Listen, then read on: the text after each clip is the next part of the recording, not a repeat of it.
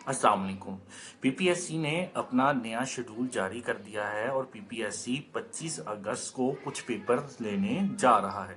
आप चेक कर लें कि उन पेपर्स के अंदर कहीं आपका पेपर भी तो शामिल नहीं। सबसे पहला जो पीपीएससी ने पेपर रिकमेंड किया है वो है लेबर इंस्पेक्टर का, जो कि दूसरी जो उसकी ऐड थी उसके अंदर आया था। ये जो है 25 तारीख यानी अगस्त की 25 तारीख को जो पीपीएससी ने ये पेपर जो है वो अनाउंस कर रखा है।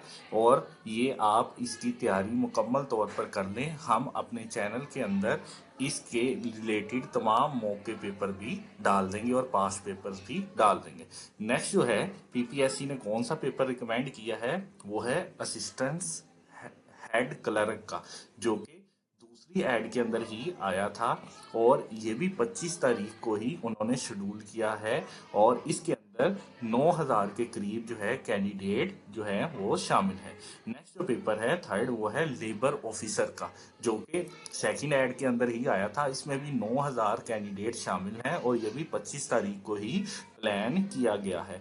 नेक्स्ट है जी वो है जूनियर पेट्रोल ऑफिसर का, जो कि चौथी ऐड के अंदर आया था और इसके अंदर 2500 के करीब कैंडिडेट है और ये भी 25 तारीख ही इसकी उन्होंने रिकमेंड की है।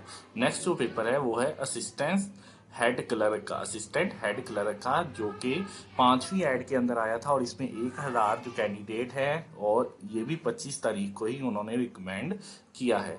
नेक्स्ट है जी असिस्टेंट एलडीए का, ये जो है पांचवी ऐड के अंदर आया था जिसकी टोटल 7 सीट हैं और 2456 जो कैंडिडेट है और ये भी 25 तारीख को ही होना करार पाया है। नेक्स्ट है जी असिस्टेंट डायरेक्टर लीगल का BS17, जिसकी अंदर एक सीट है और 264 कैंडिडेट है, जो कि 24 तारीख प्लान जिसकी हुई है।